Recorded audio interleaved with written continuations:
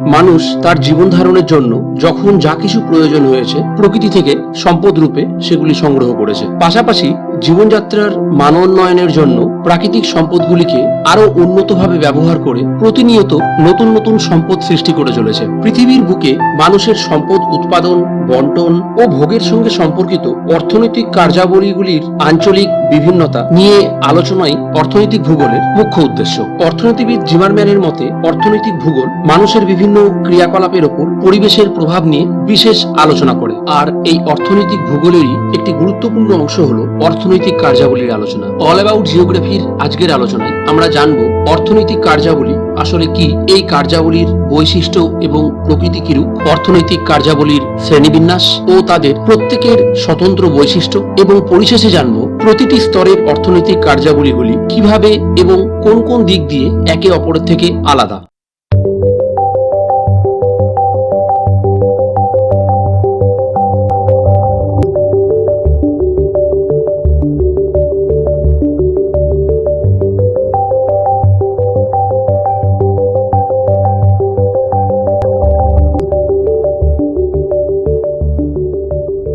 সাধারণত মানুষ তার জীবন ধারণের জন্য ঠিক যে যে কাজগুলি করে তাকে বৃত্তি বা পেশা বলা হয়। এই পেশা নির্ধারিত হয় প্রাকৃতিক পরিবেশ, সাংস্কৃতিক পরিবেশ এবং মানুষের অন্তর্নিহিত গুণ বা ক্ষমতার উপর। কিন্তু প্রতিটি পেশারই মুখ্য উদ্দেশ্য থাকে সঠিক জীবন ধারণ। সুতরাং জীবন ধারণ ও তার মানের উন্নয়ন ঘটানো, পাশাপাশি দেশের আর্থসামাজিক উন্নয়নের স্বার্থে মানুষ ঠিক যেসব ক্রিয়াকলাপের সাথে নিজেকে নিযুক্ত রাখে তাকে অর্থনৈতিক কার্যাবলী বলা চলে। অন্যভাবে বললে প্রত্যক্ষ ও পরোক্ষভাবে পরিষেবা প্রদান, দ্রব্য উৎপাদন, বন্টন, বিনিময় ও ভোগের সঙ্গে সম্পর্কযুক্ত মানুষের কার্যাবলীগুলিকে অর্থনৈতিক কার্যাবলী বলা হয়। যেমন কৃষিকাজ, শিল্প উৎপাদন ও বিভিন্ন পরিষেবা প্রদান। অর্থনৈতিক কার্যাবলীর বিভিন্ন বৈশিষ্ট্য লক্ষ্য করা যায়। যেমন এটি একটি প্রত্যক্ষ সম্পদ উৎপাদনকারী ক্রিয়াকলাপ। এর দ্বারা মানুষ যেহেতু তার জীবন ধারণের প্রয়োজনীয় উপকরণগুলি সংগ্রহ করে, তাই এটি একটি জীবিকা অর্জনের উপায়। অন্যদিকে মানুষের প্রাথমিক এবং গুরুত্বপূর্ণ চাহিদাগুলি এই কার্যাবলীর দ্বারা পূরণ করা যায়। এই ক্রিয়াকলাপের দ্বারাই নিকৃষ্ট মানের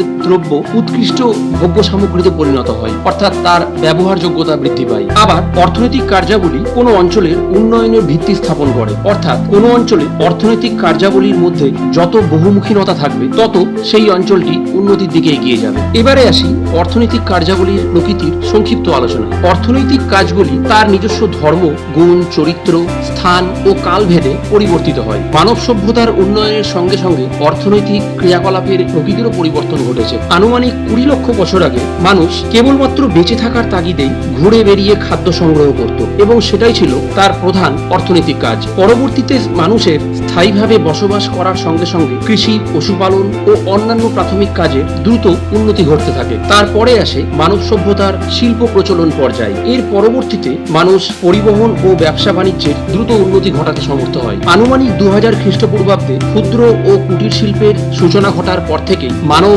অর্থনৈতিক কার্যাবলী বহুমুখী হয়ে ওঠে। বিংশ শতাব্দীর মাঝামাঝি সময়ে প্রযুক্তিগত বিপ্লব ঘটিয়ে মানুষ অর্থনৈতিক কার্যাবলীকে একটি নতুন রূপ দেয়। গবেষণা, উন্নয়ন, বিশেষায়ন প্রভৃতিকে কাজে লাগিয়ে বর্তমান অর্থনৈতিক কার্যাবলীগুলি একদিকে যেমন গতিশীল ও অত্যাধুনিক, অন্যদিকে তেমনি মানুষ ও প্রকৃতির সাথে প্রত্যক্ষভাবে সম্পর্কযুক্ত। এবারে আসি অর্থনৈতিক কার্যাবলীগুলির শ্রেণীবিন্যাসে। অর্থনীতিবিদ ক্লার্ক ও ফিশার অর্থনৈতিক কার্যাবলীকে প্রধান 3টি ভাগে ভাগ করেছিলেন: প্রাথমিক, মাধ্যমিক এবং তৃতীয় ক্ষেত্রের অর্থনৈতিক ক্রিয়াকলাপ। কিন্তু বর্তমানে প্রচলিত অর্থনৈতিক কার্যাবলীগুলিকে প্রধানত 5 ভাগে ভাগ করা হয়। সেগুলি হলো প্রাথমিক বা প্রাকৃতিক ক্ষেত্রের কার্যাবলী, দ্বিতীয় বা মাধ্যমিক ক্ষেত্রের কার্যাবলী, তৃতীয় বা সেবামূলক ক্ষেত্রের কার্যাবলী, চতুর্থ বা নব্য আধুনিক কার্যাবলী এবং পঞ্চম বা অত্যাধুনিক পর্যায়ের কার্যাবলী। মানুষ তার নিজস্ব প্রয়োজন মেটানোর তাগিদে যখন প্রাকৃতিক সম্পদের প্রত্যক্ষ ব্যবহার করে তখন তাকে প্রাথমিক ক্ষেত্রের অর্থনৈতিক কার্যাবলী বলা চলে। এটি পৃথিবীর প্রাচীনতম কার্যাবলী, যেমন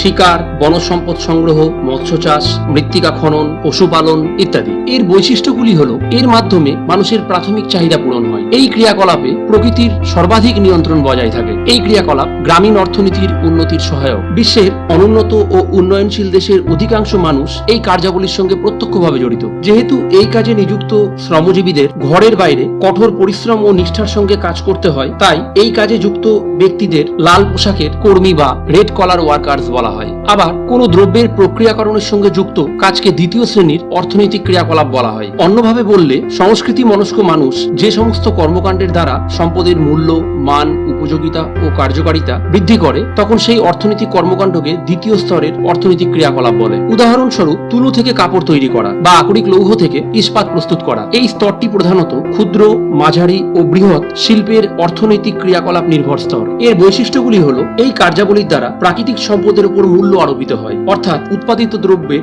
গুণমান বহুলাংশে বৃদ্ধিপ্রাপ্ত হয়। এই কার্যাবলীর উৎকর্ষতা অনেকাংশে উন্নত প্রযুক্তির প্রয়োগের উপর নির্ভরশীল। এই কার্যাবলী কর্মসংস্থান বৃদ্ধিতে প্রত্যক্ষভাবে সাহায্য করে জীবনযাত্রার মানোন্নয়ন ঘটায়। এই কার্যাবলী পরিচালনা করার ক্ষেত্রে কয়লা, খনিজ তেলের মতো জলশক্তির বিশেষ প্রাধান্য দেখা যায়। অন্যদিকে এই কার্যাবলী অত্যাধিক মাত্রায় পরিবেশ দূষণ ঘটাতে সাহায্য করে। এই কাজে নিযুক্ত মানুষদের নীল পোশাক পরহিত কর্মী বা ব্লু কলার ওয়ার্কার্স বলা হয়। অন্যদিকে প্রাথমিক ও মাধ্যমিক অর্থাৎ দ্বিতীয় স্তরের কার্যাবলীর মধ্যে উন্নত সমন্বয় সাধনের উদ্দেশ্যে মানুষের যেসব ক্রিয়াকলাপ মানব সমাজকে সঠিক পরিষেবা দেয় ও উৎপাদন ব্যবস্থাকে সচল রাখে, তাকে পরিষেবামূলক ক্রিয়াকলাপ বা টার্সিয়ারি কার্যাবলী বলা হয়, যেমন ব্যবসা বাণিজ্য, পরিবহন ও যোগাযোগ, বিপণন, পর্যটন প্রভৃতি। এই কাজ প্রথম ও দ্বিতীয় স্তরের মধ্যে সংযোগ স্থাপন করে। এই কাজ উৎপাদন বৃদ্ধি ছাড়াও অর্থনৈতিক উন্নয়নে সাহায্য করে। এটি প্রধানত বাজার নির্ভর কার্যাবলী। এই কাজের মাধ্যমে সাধারণ ও ব্যক্তিগত পর্যায়ে পরিষেবা প্রদান করা হয়। এই কাজে নিযুক্ত কর্মীদের গোলাপি পোশাকের কর্মী বা পিঙ্ক কলার ওয়ার্কার্স বলা হয়। বর্তমান ভারতের প্রায় 23% এবং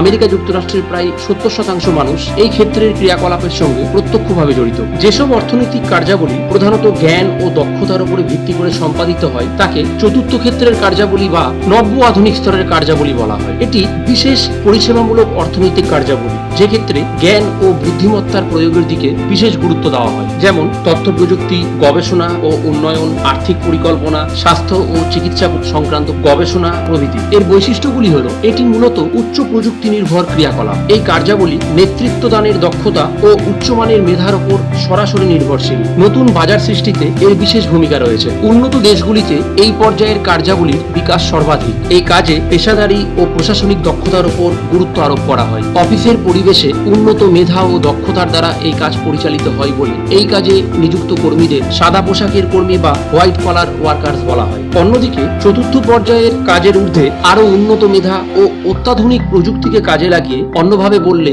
সর্বাধুনিক প্রযুক্তিকে কাজে লাগিয়ে যে ক্রিয়াকলাপ পরিচালিত হয়, তাকে পঞ্চম স্তরের বা অত্যাধুনিক অর্থনৈতিক ক্রিয়াকলাপ বলা চলে। অতি উচ্চ পদের ব্যক্তিরা, যেমন প্রশাসনিক পরিচালক, আধিকারিক, বৈজ্ঞানিক, নানা শ্রেণীর বিশেষজ্ঞ, নির্ণায়ক বা সিদ্ধান্ত গ্রহণকারী, পেশাদার উপদেষ্টা বা পরামর্শদাতা, নীতি প্রণেতা বা প্রকল্প রূপকার প্রভৃতি ব্যক্তিরা এই ক্রিয়াকলাপকে পরিচালনা করে থাকেন। প্রখর বুদ্ধি, ক্ষুরোধার চিন্তা ভাবনা, অতি উন্নত জ্ঞান ও অভিজ্ঞতা নির্ভর হওয়ায় এই কাজে নিযুক্ত ব্যক্তিদের থিঙ্ক ট্যাঙ্ক বা বুদ্ধির ভান্ডার বলা হয়। মূল্যমানের দিকে লক্ষ্য রেখে এই কাজে নিযুক্ত ব্যক্তিদের সোনালী রঙের শ্রমিক বা গোল্ডেন কলার ওয়ার্কার্স বলা হয়। এবারে আমরা প্রাথমিক ও দ্বিতীয় স্তরের অর্থনৈতিক কার্যাবলীর সাধারণ পার্থক্যগুলিকে সংক্ষেপে বুঝে নিই। প্রাথমিক কার্যাবলী মানুষের প্রধানত খাদ্যের চাহিদা মেটায়। দ্বিতীয় স্তরের কার্যাবলী মানুষের ভোগ্যপণ্যের চাহিদা মেটায়। প্রাথমিক পর্যায়ে প্রাকৃতিক পরিবেশের নিয়ন্ত্রণ সবচেয়ে বেশি, যেখানে দ্বিতীয় পর্যায়ে জড়শক্তির নিয়ন্ত্রণ সর্বাধিক। প্রাথমিক কার্যাবলী উদ্ভিদ ও প্রাণীর গার্হস্থ্যকরণ প্রক্রিয়ার উপর নির্ভরশীল,